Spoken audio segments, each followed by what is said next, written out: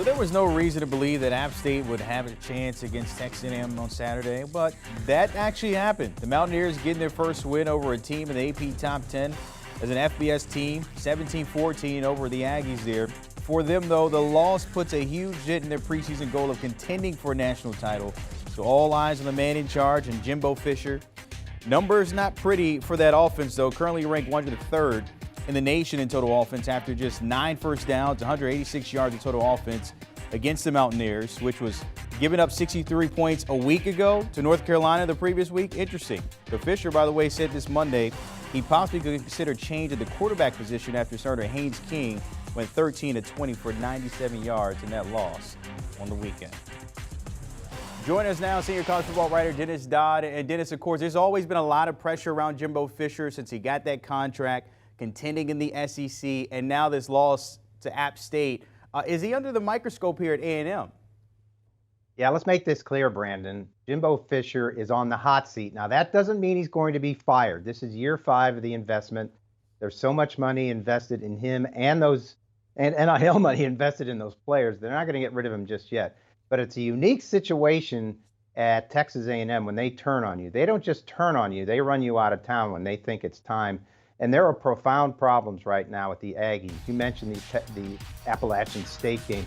I saw an effort problem. I looked at the film last night, and I saw a preparation issue, and I saw an effort problem because App State, as speedy as they are offensively, was continually turning the corner on that defense, which is supposed to be one of the best. Chase Bryce, the transfer from Clemson, was able to make enough plays. Texas A&M missed a kick. There were pass interference penalties on back-to-back plays. That's just discipline and preparation and everything else. Now, you can blame it on Haynes King, and he may change quarterbacks to Max Johnson this week, but he's going to have to filter in Connor Wegman, the freshman, in there. And that's another problem. You've got those 8 5-stars that were brought in. They're not just going to sit on the bench. He has to play them, or they're going to lose. They have to get some snaps in the middle of chasing a championship. Texas A&M isn't out of it. This is a big one this week against Miami. So lots going on in College Station.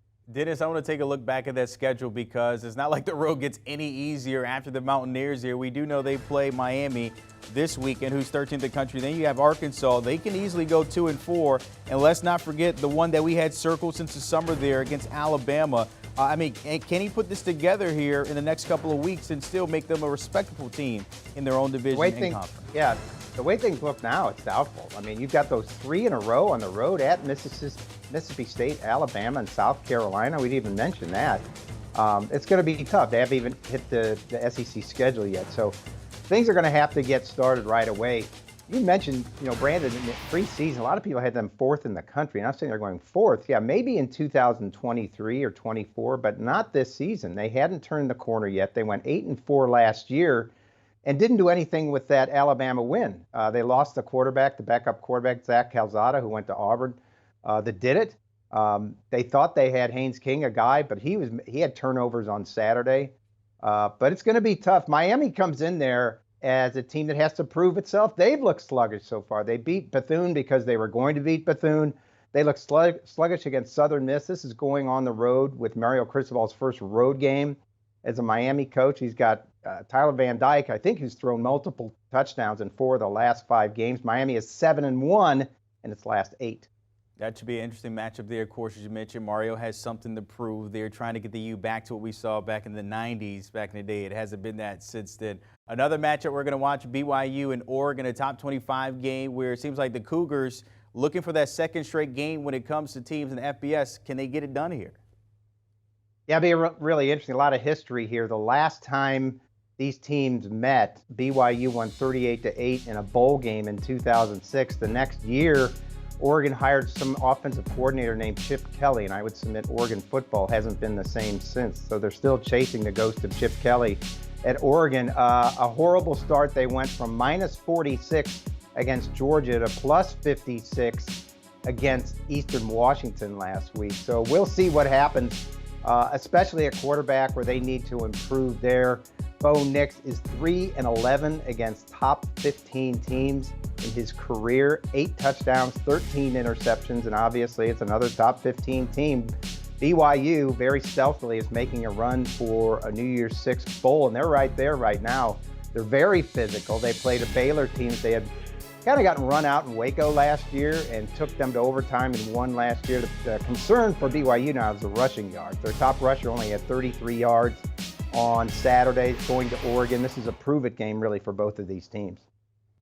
Dennis, I know you're working on something that has to do with the quarterbacks and the transfer window, something that we've seen a lot over the past couple of years, maybe the last couple of decades here. Tell us more about what we can see in that article.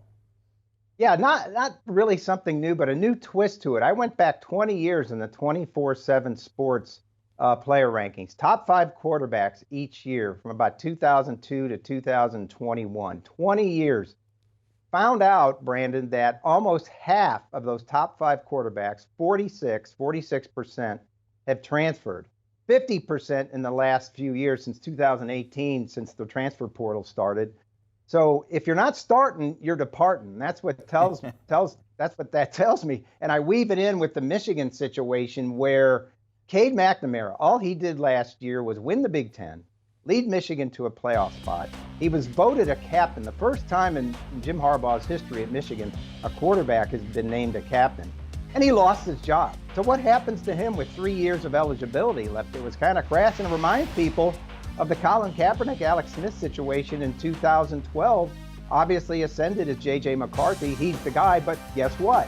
He had to win the job unless he fell on his face. He was one of those top 5 quarterbacks I'm talking about. A lot of numbers. We've seen that over time. As you see the numbers there with McCarthy and McNamara there. Others, of course, we can talk about the Quinn Ewers of the world, the JT Daniels that had to say, like you said, they're starting. If you're not starting, you're departing there. And that has been the story this season for a lot of those guys starting there. Dennis, you will not be departing. You started this morning, but appreciate your time as always breaking that all down. Don't forget the guys in the Cover 3 podcast, as always, giving you the skinny per usual the closer we get to week 2. You can't forget about Scott Frost, frozen out there in Nebraska. Also, what to expect from Texas with Quinn Ewers reportedly sidelined for 4 to 6 weeks. For Texas, or maybe not. Download and give the guys a follow. Do you want a sports network that delivers everything that matters about the game? The highlights, the picks, the instant analysis, no yelling, no fake debates, no politics. Hit the subscribe button and never miss a moment.